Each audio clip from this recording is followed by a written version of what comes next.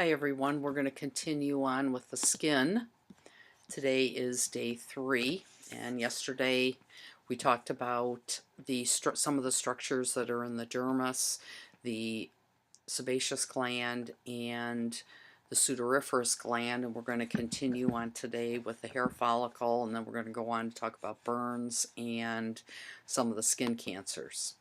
So this is a hair follicle. You can see it within the dermis here, and it protrudes out through the skin, and it has a blood supply here, which we'll talk about, and it is surrounded by sebaceous glands. So the hair has a root, and that's the portion that is below the skin, and then the shaft is the portion that's above the skin that's visible when we look at somebody's head.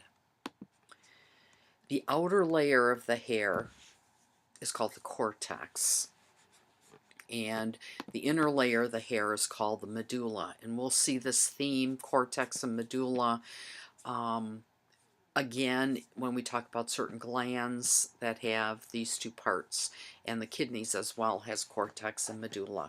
So anyway, the cortex is made of keratinized cells. They're very hard, and this is also where the pigment granules are found within the cortex.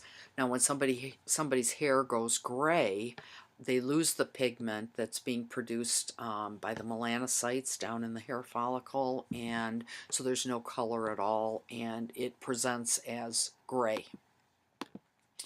So anyway, the hair grows from within the follicle, and this follicle is an in-pocketing of the epidermis. So if you make a fist with your hands loosely and take a tissue paper or Kleenex and push the Kleenex down into your fist, and that's what I'm referring to as an in-pocketing. The epidermis pushes right down in the opening of the hair follicle.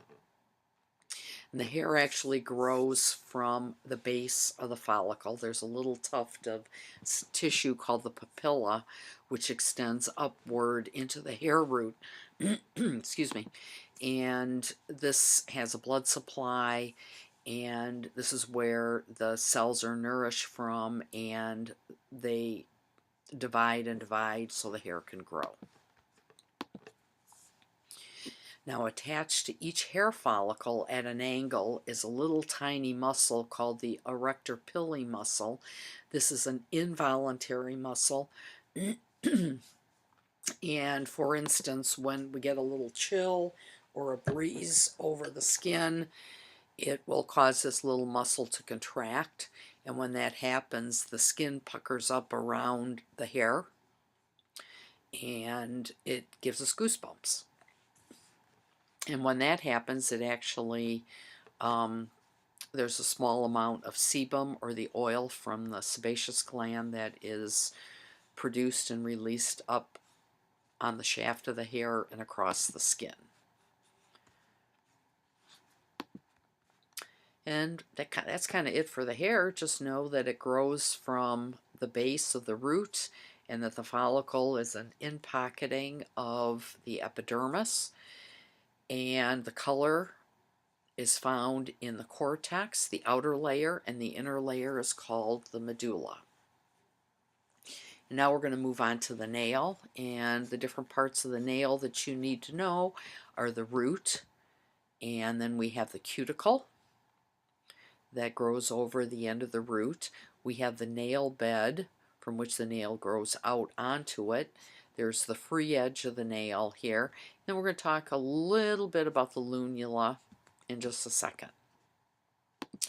So the nail grows from specialized tissues in the nail root. They grow out across the nail bed, and these cells are keratinized. They have that protein keratin in it, and they grow out and harden as they grow out the nail bed.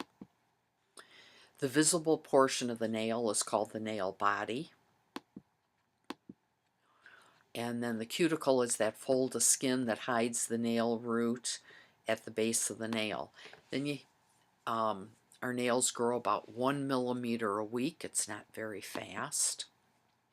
And if you look at your finger, if you don't have any nail polish on, underneath the nail, it's nice and pink, and when you push on it, it turns white, and then when you release it, it pinks up again. This is the vascularization of the tissue under the nail, and is actually a very good way to tell if someone's getting enough oxygen. And then we have the little lunula, that's the whitish half moon shaped thing at the base of the nail there. And this is a thicker germinal layer where the nail grows from.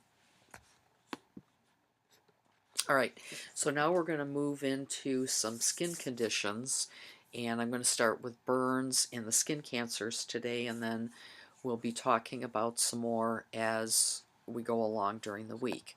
So for the burns, most of you know that there are 3 degrees of burns, and a 1st degree burn is a burn. It is the most mild of the burns, and it affects only the epidermis, so that outer layer of skin.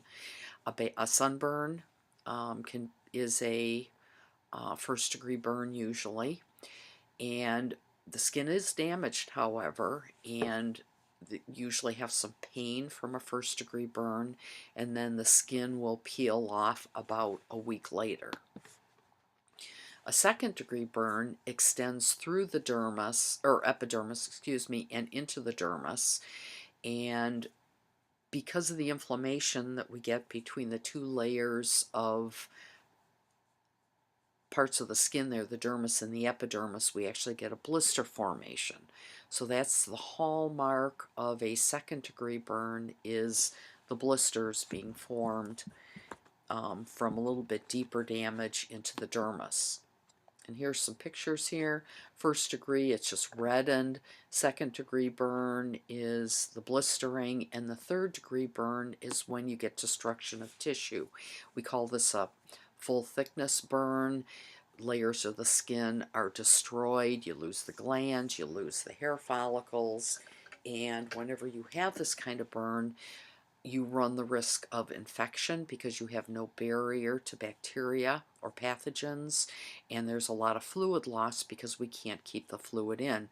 So if burns are over a larger extent of the body, it can be very life-threatening because of the fluid loss and the infection.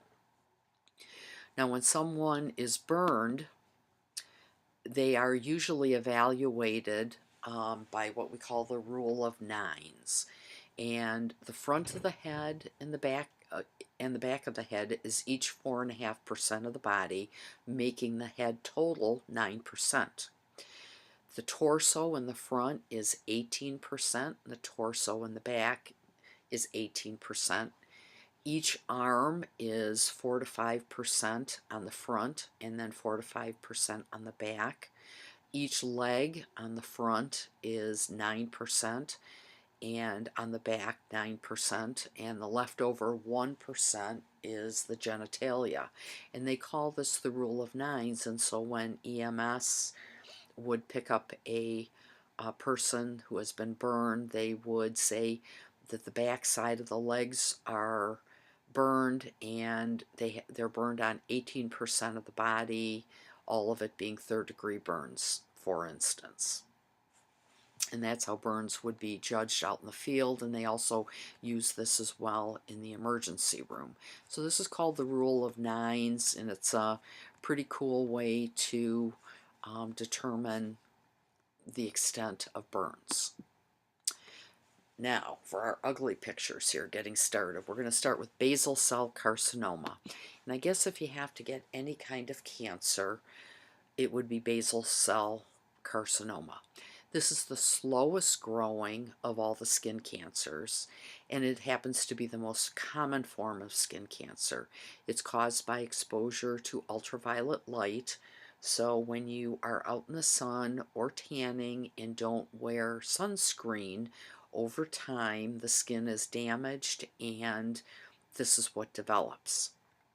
And it comes from the basal cells of the epidermis, so that's down in the bottom layer of the epidermis, and it starts to, multiply and grows out to the surface. But this, however, is the slowest growing cancer. What they usually do is just cut it out. We see it primarily on the face, but it can be on the shoulders and stuff too. The next kind of skin cancer is what we call squamous cell carcinoma, and this also begins in the epidermis, but it grows quicker than the basal cell carcinoma, and it's 5 times more likely to spread to surrounding organs. And so this one, whenever you see a change in the skin, it's important that you go in and have it evaluated. These two kinds of cancers, the squamous cell and the basal cell, usually come later in life, and it's following long-term exposure to the sun. Now, the one that everybody is very concerned about is called melanoma, and this is the most malignant form of all the skin cancers.